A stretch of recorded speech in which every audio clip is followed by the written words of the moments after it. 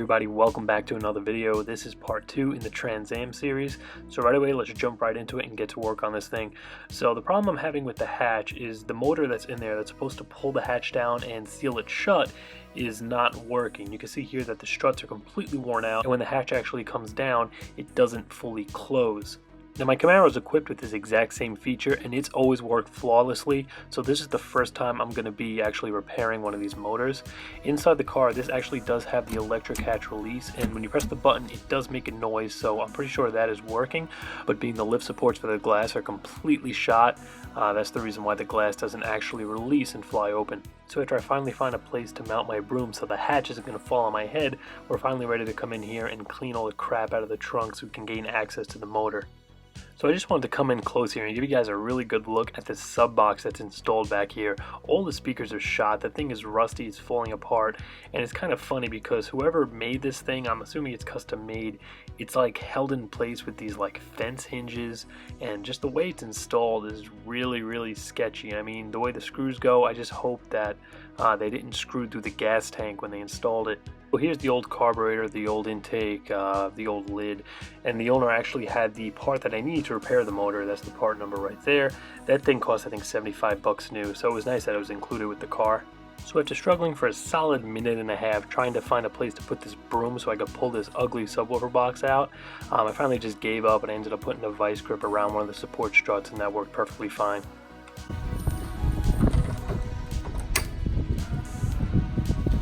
But now that the glass is once again supported, we could get this sub box out of here. You can see they got like an amp under there and a bunch of wires coming off the battery. It's just a huge rat's nest of like amp wires and RCAs and stuff. So we have to get this thing out of here before I can actually pull the plastic trim off and get access to the hatch motor.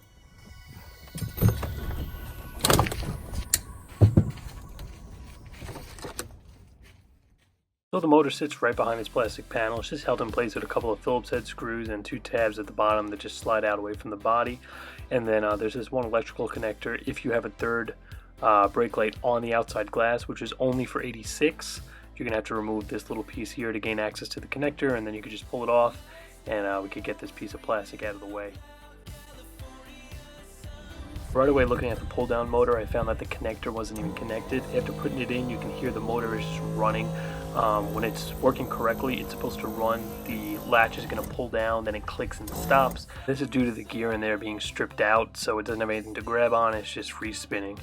So I pulled out my electric Milwaukee ratchet to make this job a little easier, but right here I'm removing the lock cylinder. That's actually a cable that goes to the lock cylinder on the back of the car, and that's what unlocks it when you turn the key. Then the whole hatch motor assembly itself is just held in place to the body with 3 13mm headed bolts.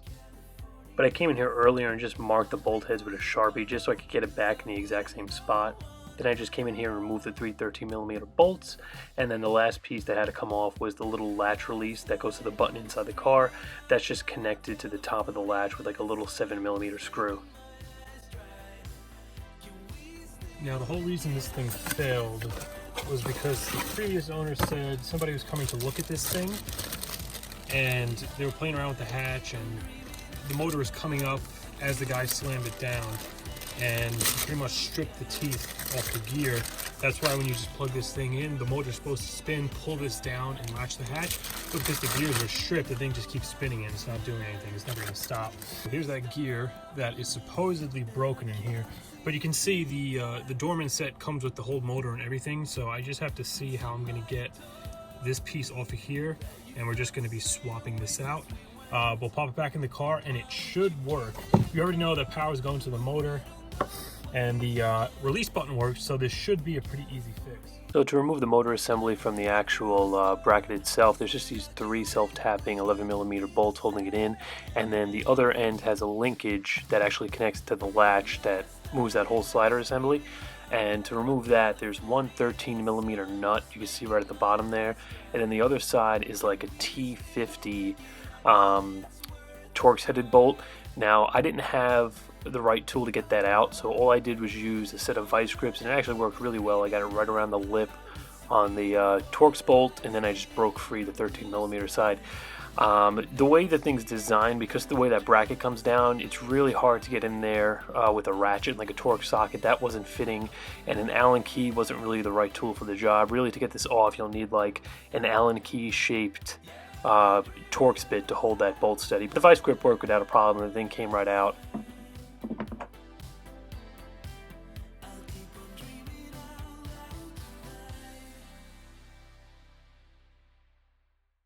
So with the motor all separated from the sliding bracket assembly, next step we're going to be removing is that black plastic box right there with the connector on it that goes to power the motor. That's just held in place with one Phillips head screw right on the side there.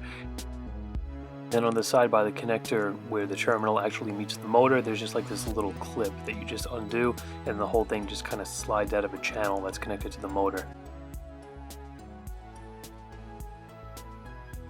And with that out of the way, we have access to two more 11mm self-tapping screws that secure this bracket to the actual plastic motor housing. Once that's off of there, we'll have access to the gears that are inside the clear housing. You can see right there where the teeth are kind of missing. There's like a big chunk of gear missing, and the replacement part looks exactly the same.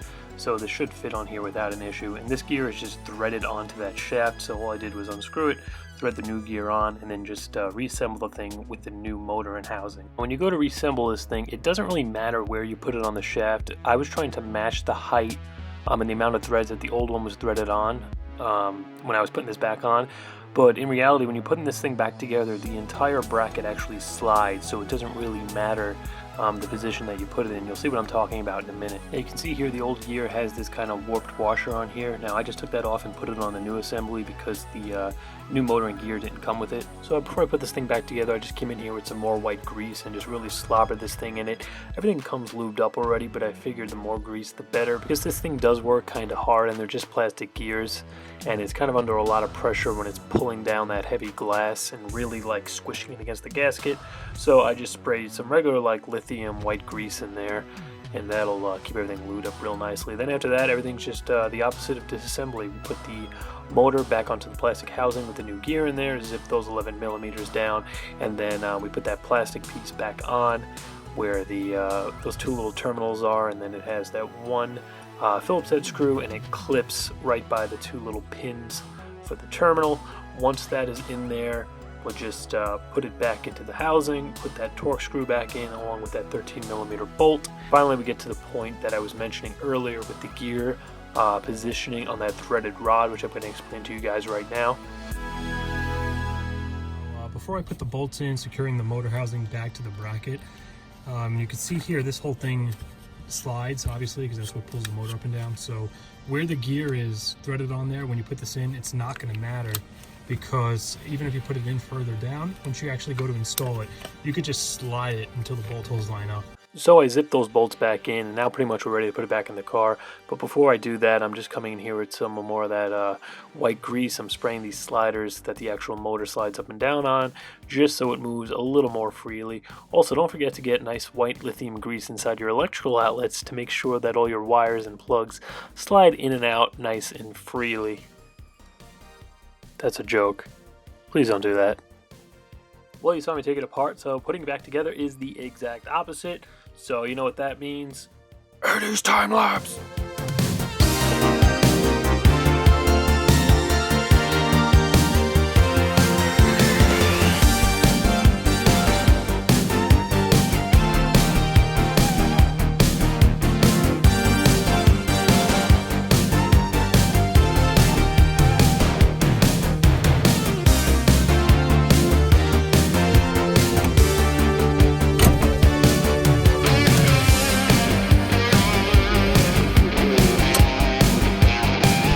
So as you can see, it is working perfectly. When the hatch is open, it comes back up to its upright position, and when you close it down again, as you can see, it slowly pulls itself closed until you hear that click, and then you know it's all the way down.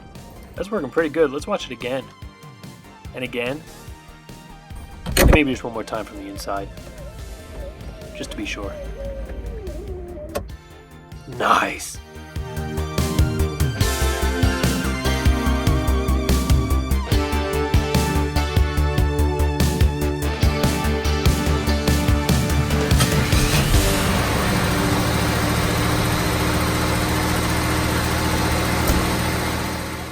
So now my hatch motor working like it's 1986, let's take a look at this carb.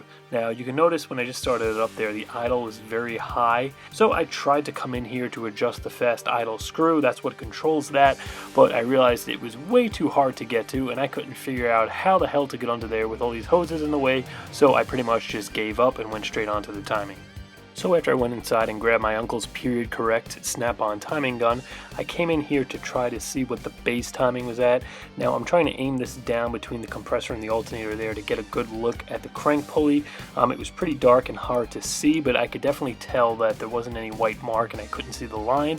So I was going to have to go into the car now to put some tape on the mark so I could get a good reading on the base timing. So to get in the zone, let's switch to the next track, break out the Harbor Freight ramps, crawl up under this thing and forget all about LS swaps just for a few minutes.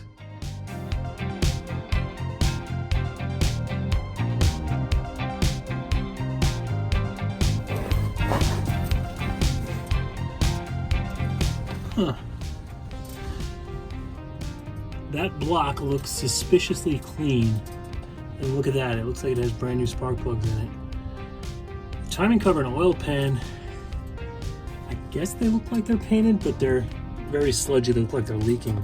But I mean, that block looks pretty fresh, especially those spark plugs. So setting aside the fantastic thought that I might actually have a brand new engine in this thing, I went inside the car and started bumping the starter to get the balancer to spin around. That's going to allow me to see the slot for the timing, and then I'm just going to put some paint on it so I can actually see it with the timing gun. So after applying some what I thought would be highly visible white paint, I decided to go back inside, grab some white duct tape, and put that over the mark as well. Now that I finally had a mark to shoot for, taking a look here at the timing gun, I noticed the timing was at 12 degrees. Now this is base timing. On the normal carburetor, you're going to want this to be around 0 degrees at 500 RPM in drive. That's with the stock computer controlled Quadrajet. Somebody swapped this out for this aftermarket Holley. It's pretty much a direct replacement for the Quadrajet, and with the timing on this being it is a computer controlled, you want to advance it a little bit, so I ended up backing it down to 6 degrees. I figured that would be good enough because the mixture screws still have to be like fine-tuned and stuff.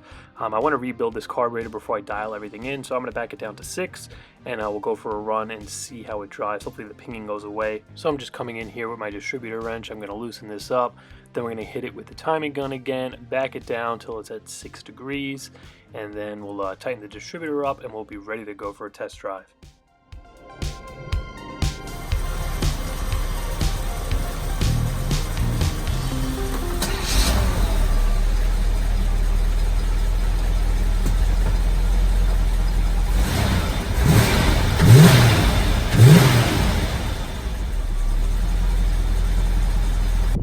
You can hear she's running pretty good. Throttle is nice and snappy and responsive, so let's get the Tahoe out of here so we could go for a test drive.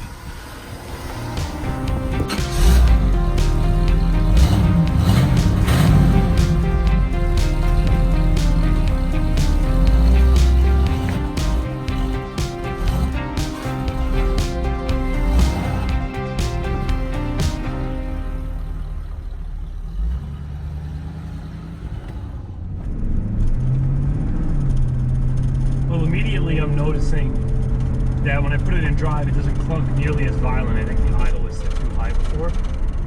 I just want to throw this in here real quick. That rattling noise isn't the license plate, because a lot of people have been commenting that the license plate's rattling. It's coming from inside the dash cluster. All of that noisy rattling is coming from one place. I pulled the plate off. It does the exact same thing. Before, if you would load the engine up, like going up a hill, like if I would kind of put my foot into it right there and just bog it a little bit in a higher gear, I would just hear. So it looks like the timing was just too advanced. Oh yeah, it's gone. Oh, that rattled. All right, so it looks like we have one problem fixed. Alright, so wrapping this video up, I'm really happy with the progress we made this time. We got that hatch motor working, timings adjusted, the carb still needs some work. I have a kit on the way, we're going to rebuild it. I'm going to bring it over to my buddy James. He's a guru with this kind of stuff, with these old small block Chevys. He's going to set the timing up, adjust the carb for me. So look at this thing running really good how it sits right now. And then eventually we'll play around with the motor. But for anybody who's been wondering and itching to know what's going on with that engine after seeing that nice shiny black paint, I did go and check the casting number, and it turns out that this thing comes back as a 5.7 liter 350. So somebody did swap this thing out. According to the casting, it's like a 70s truck motor, so it's probably a 2-piece rear main seal. It is a 4-bolt main though, so it's definitely worth doing some stuff too. So eventually, once everything else is taken care of, we're going to go in there, probably swap the cam out, maybe do a little budget build, intake, heads, different carb, see what we could get out of the thing after doing like a baseline run of how it sits right now.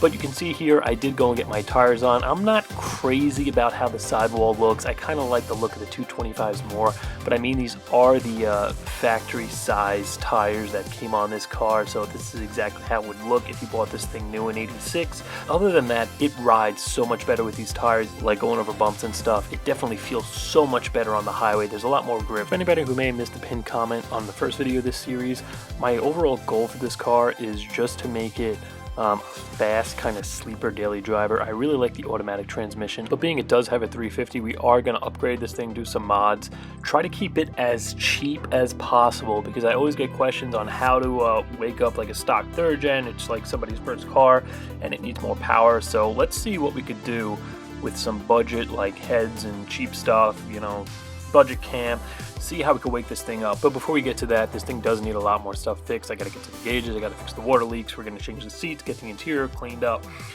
check out the suspension. Next video, we're going to be doing a shakedown on this thing, getting it in the air, seeing everything it needs and how it looks mechanically, if there's any rust underneath. We're also going to get started on fixing up that T-top crossbar so I can get that weather stripping swapped out, and then once the water leaks are fixed, we can finally get to cleaning out that musty interior. But I think I'm going to continue this series with the voiceover format. A lot of you guys seem to like it, and continue with the 80s theme. Let me know what you guys think about it. I kind of like it. If you guys don't follow me on Instagram, a link is going to be in the description below. If you want to see the previous video introducing this car, click on the screen, it's going to be right there, as well as my hoodies and merch. There's going to be a link to that, and of course the subscribe button. So if you're new to this channel, don't forget to subscribe. There's a lot more to come on this thing, and I hope you guys enjoyed this video, so please be sure to like, comment, share, subscribe, and I'll see you in the next one.